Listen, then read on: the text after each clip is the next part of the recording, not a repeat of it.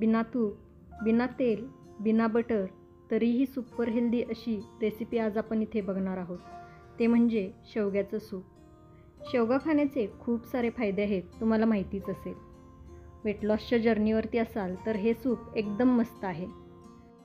हलकं फुलकं, वजन न वाढवणारं, पण चवीला काहीतरी भारी पाहिजे असेल तर हे सूप नक्की करून बघा.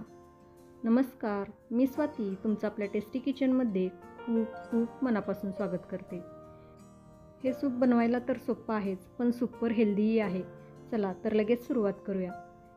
हे शेवग्याचं सूप बनवण्याकरता काय काय लागणार आहे ते बघूया. तर इथे मी 4-5 शेवगा घेऊन त्याला स्वच्छ धुवून त्याला असं मोठं मोठं कापून घेतलेलं आहे. शेवगा घेताना खूप बारीक घ्यायचा नाही, असा थोडा जाडसर घ्यायचा, म्हणजे त्यामध्ये भरपूर गर असतो. त्याचबरोबर इथे मी एक कांदा घेतलेला आहे, तोही मी मोठा मोठाच कापून घेतलेला आहे. एक मोठ्या आकाराचा टोमॅटो घेतला आहे, तोही मोठा कापून घेतलेला आहे. 7-8 लसणाच्या पाकळ्या, 1 इंच आलं आणि अर्धी वाटी मूग डाळ.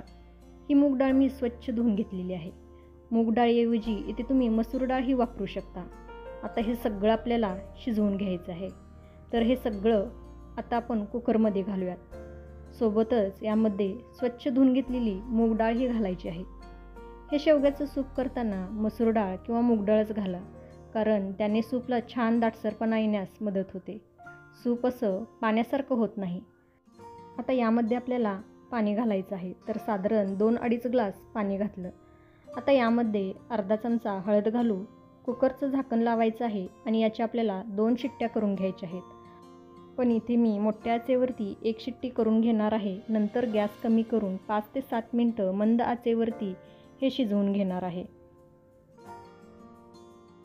कुकरच्या शिट्ट्या झाल्या, वाफ ही जिरली, कुकरचं झाकण काढलेलं आहे.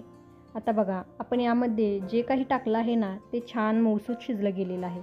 आता जर तुम्हाला वाटलं हे व्यवस्थित शिजलं नाही, तर अजून एखादी दुसरी शिट्टी तुम्ही करून घेऊ शकता. आता हे सगळं आपल्याला मॅशरनं चांगलं मॅश करून घ्यायचं आहे.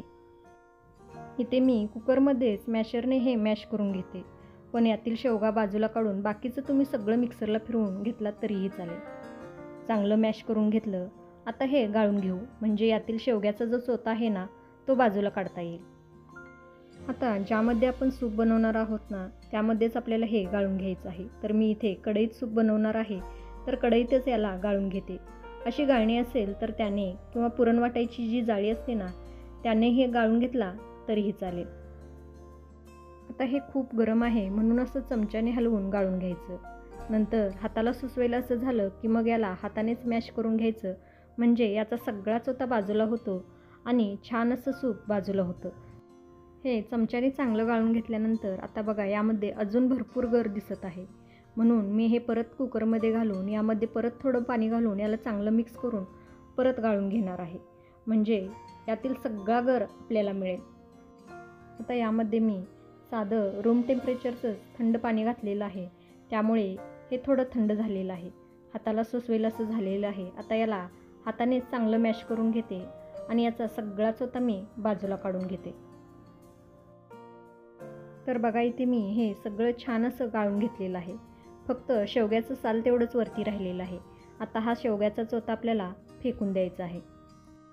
आता इकडे आपल्याला हे सूप मिळालेलं आहे, पण यामध्ये आपल्याला अजून काही चवी ॲड करायच्या आहेत. तर यामध्ये चवीनुसार मीठ घालायचं आहे, काळी मिरी पावडर घालायची आहे. तर इथे मी 1 चमचा काळी मिरी पावडर घातली आहे. तुम्हाला सूप कितपत तिखट हवं आहे त्यानुसार मिरीपूडचं प्रमाण कमी जास्त करू शकता. आता याला चांगलं मिक्स करून घ्यायचं आहे आणि ही कढई आपल्याला गॅसवरती ठेवायची आहे. सगळं चांगलं मिक्स करून घेतलं. आता ही कढई आपण गॅसवरती ठेवू. आता यामध्ये मी मगाशी साखर घालायची विसरली होती, तर यामध्ये मी अर्धा चमचा साखर घालून घेते. साखर घालणं हे पूर्णपणे ऑप्शनल आहे, पण साखरेमुळे या सूपला खूप छान चव येते. तुम्हाला घालायची नसेल तर नाही घातला तरीही चालेल. आता हे सूप मला थोडं घट्ट वाटत आहे, म्हणून कन्सिस्टन्सी ॲडजस्ट करण्यासाठी यामध्ये मी अजून 1 ग्लास पाणी घातलेलं आहे. तुम्हाला सूप कितपत घट्ट पातळ हवं आहे त्यानुसार यामध्ये पाणी घालू शकता. आता गॅस मोठा करायचा आहे आणि या सूपला एक उकळी काढायची आहे. बघा, याला छान अशी उकळी आलेली आहे. आता गॅस कमी करायचा आहे आणि मंद आचेवरती याला अजून एक 4 ते 5 मिनटं आपल्याला उकळून घ्यायचं आहे. गॅस कमी करूयात आणि एक 4 ते 5 मिनटं याला उकळून घेऊयात. 4 ते 5 मिनटं हे सूप मंद आचेवरती उकळून घ्यायचं, म्हणजे यामध्ये ज्या ज्या आपण चवी ॲड केलेल्या आहेत त्याचा सगळा फ्लेवर या सूपमध्ये छान उतरतो. संध्याकाळच्या वेळी जर तुम्हाला फार काही करायचं नाही किंवा खूप भूक नाही, त्यावेळी हे हलकं फुलकं पण हेल्दी सूप घेतला तर मस्त पोटही भरतं आणि डाएटही होतं.